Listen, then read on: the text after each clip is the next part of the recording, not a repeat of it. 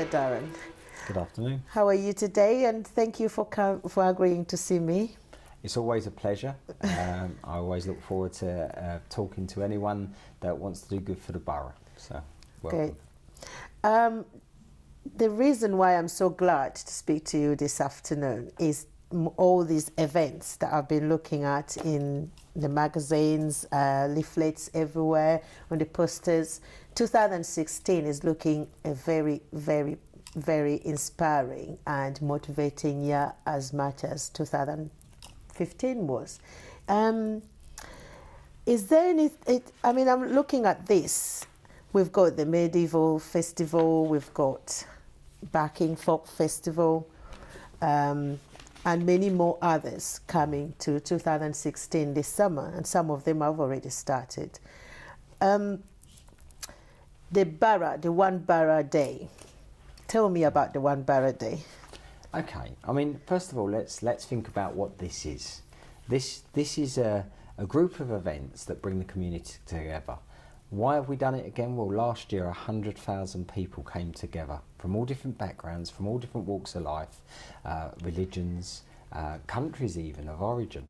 So it's really great to see that community cohesion starting to happen.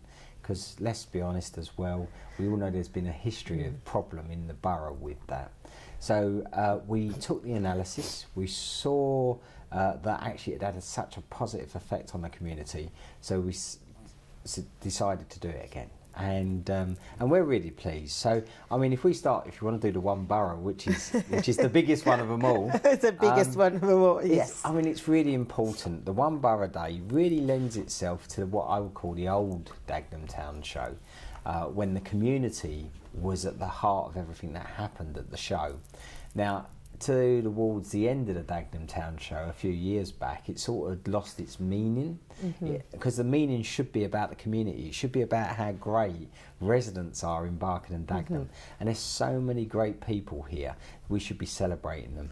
Now, this year's one is about the 50th anniversary of when we, the borough, won the World Cup for England. And people go to me, oh, really? Well, yes, really. Bobby Moore was a Barking lad. He grew up here. He played his football here. Sir Alf Ramsey was a Dagenham lad. Martin Peters also lived in the borough as well. So if you didn't have the captain and you didn't have the manager, how else was you going to win the World Cup? So as far as I'm concerned, not only did West Ham play a part, but so did the people of this borough. So I'm proud to say that the borough won the World Cup, because all of us had an influence on those two people that led us to the World Cup. So this year's One Borough Community Day is linked to what happened in '66, because it was on the 30th of July that we won at Wembley, beating the Germans, of course.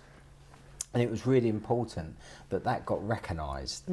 So we're running a Borough World Cup for children.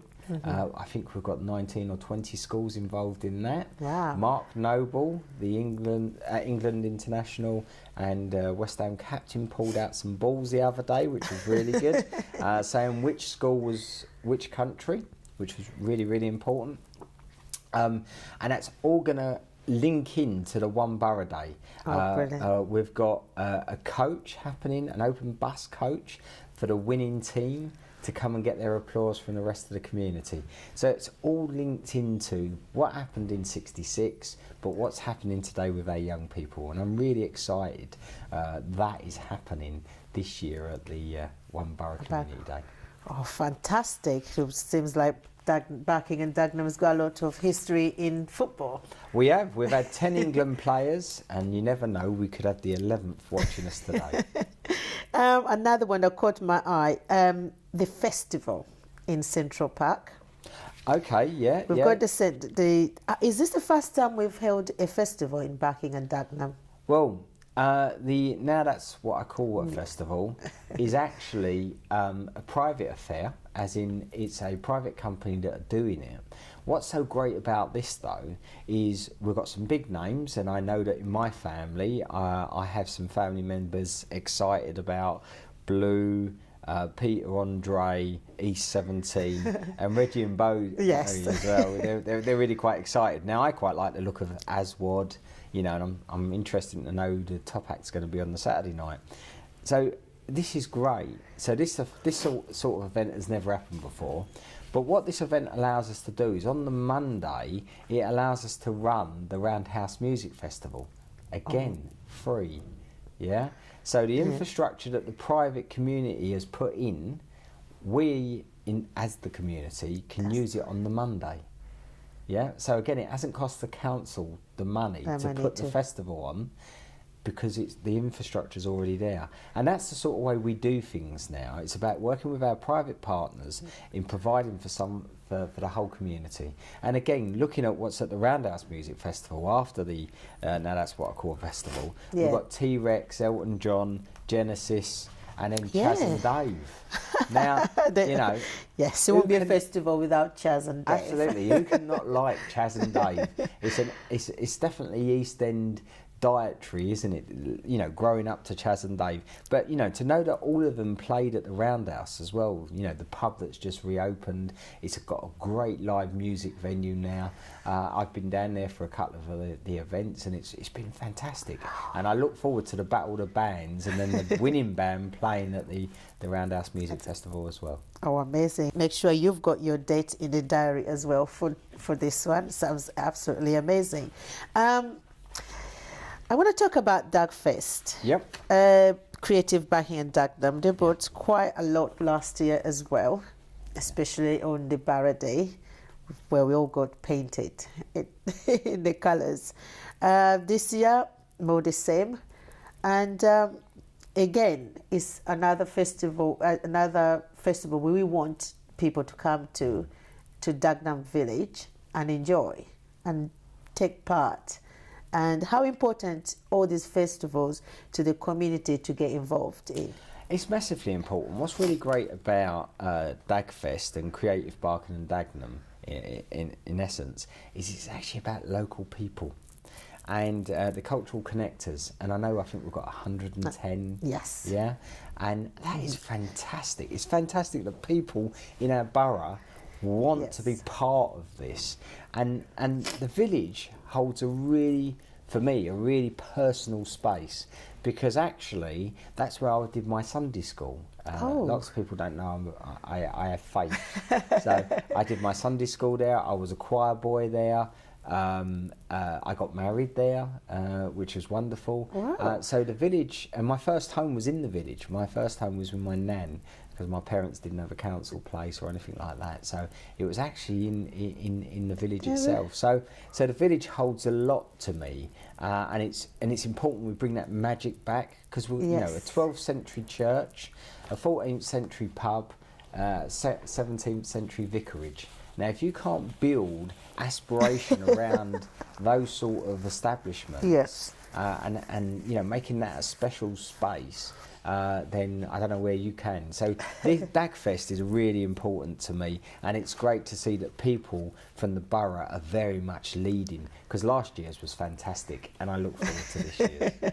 I remember you all coloured up. I did. I really enjoyed it. Everyone was red, blue, green. We didn't know which colour we were by the end of the event. Listen, it's great because we're all one colour.